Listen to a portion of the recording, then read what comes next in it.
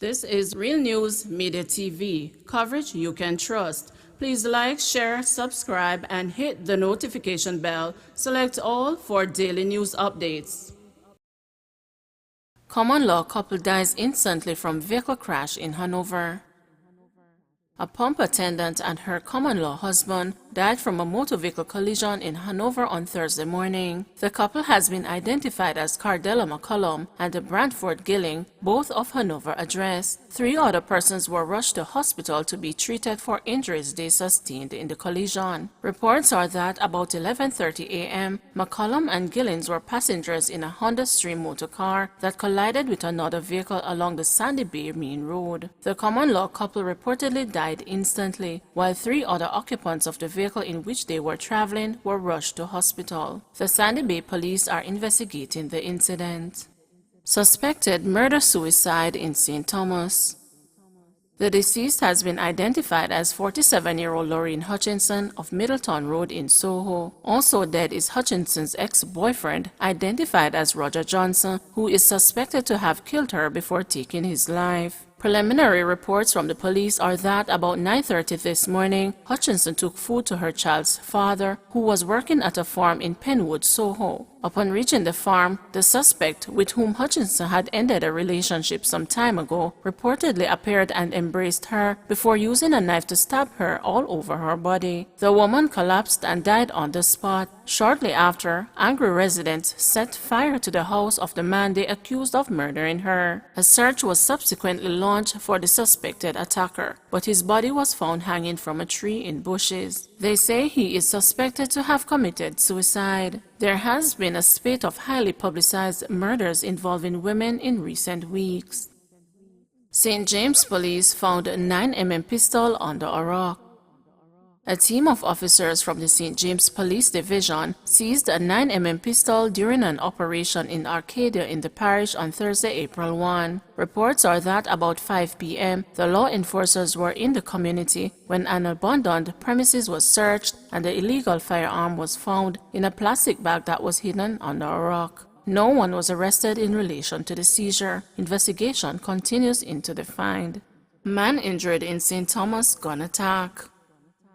A St. Thomas man remains in hospital following a gun attack last night. The shooting happened around 7 o'clock in the community of Poor Man's Corner. It is reported that residents heard explosions and shortly after, the man was found suffering from gunshot wounds. A passing motorist assisted the injured man to the Yallahs police station and cops then took him to the Princess Margaret Hospital where he was admitted. He reportedly told investigators that he was standing outside his house when a man who was wearing a handkerchief tied around his face came up and attacked him. The police are investigating the matter.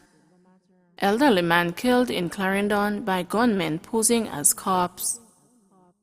Detectives in Clarendon are probing the circumstances surrounding the shooting death of 73-year-old Hanover Kent, otherwise called Mitts. Kent, a farmer of Barnes Pass, Frankfield in the parish, was killed at his house last night. Reports from the Meepen police are that about 9:30 p.m., Kent was at his premises with a family member when men who identified themselves as police personnel called him outside. When he went outside, he was shot several times. The police were alerted and the injured man was taken to hospital where he was pronounced dead. Investigations are ongoing.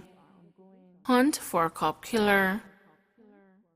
A massive search is now underway for the main suspect in the killing of 36-year-old police constable Jermaine Bennett on Main Street in Gregory Park, St. Catherine on Tuesday. Head of the St. Catherine South Police Division, Senior Superintendent Clive Blair on Wednesday told the news that his detectives and others from the Major Investigation Division are following several leads as they track the killers. "We are doing the necessary investigation," Blair said, without naming a person of interest. Blair also confirmed that 2 women taken into custody after the fatal shooting were still being held up to Wednesday afternoon. But sources later reported that one of the women is believed to be related to the suspected shooter, who cannot be named at this time. Bennett, who was assigned to the Kingston Central Division but who was based at the Kingston Western Zone of Special Operations for months, was fatally shot about 9:45 p.m. Tuesday. Police report that the constable was visiting his child when armed men entered the house and opened gunfire, hitting him. Bennett was taken to hospital where he was pronounced dead. According to sources, Bennett was in the room lying on a bed with his weeks-old child when he was shot multiple times. The child was not harmed. The sources say a number of people were in the yard as a wake was taking place, despite the 8 p.m. start of the nightly curfew at the back of the premises for an elderly resident who was slated to be buried on Wednesday. The man them just opened the door and start pepper him. People heard explosions and they claimed that they saw 2 men and a woman running from the yard after the shots were fired, said a source. He was found with a magazine for a gun in his pocket, but is when the police came after he was shot. They went to his house, which is meters away, and retrieved his firearm. I'm not sure if it was a service pistol or a personal gun, added the source. This has not been confirmed by the police investigators. Minister of National Security Dr. Horace Chang condemned the killing of the cop and described it as an attack on the state. In expressing condolence to the Bennett's family and his colleagues, Chang urged members of the security forces to press forward with protecting Jamaicans as they continue to uphold law and order across the island. In the meantime, Chairman of the Police Federation, Corporal Rohan James, has called on Jamaica's legislators to change the laws to make it more difficult for judges to give lenient sentences to people convicted of gun crimes. We are very appalled at the blatant attack on our colleague, but while we mourn, we are saying to our colleagues to be reminded that our environment is toxic and there are criminals who are intent on attacking us. We must be alert as we are seen as enemies by the criminals, said James. We are also taking this opportunity to remind our legislators that they need to take a keen look at the plea bargaining arrangement that they have in place and also the Firearms Act, because there is absolutely no doubt that the gun is one of the most used weapons in Jamaica. It cannot be left up to the judiciary to entertain persons who have committed an offense to plead guilty for a gun crime, and because they enter a guilty plea, they are given a minimal sentence, and then they come back and plague society again. Legislators need to understand that the laws were not enacted to come down to the level of mankind.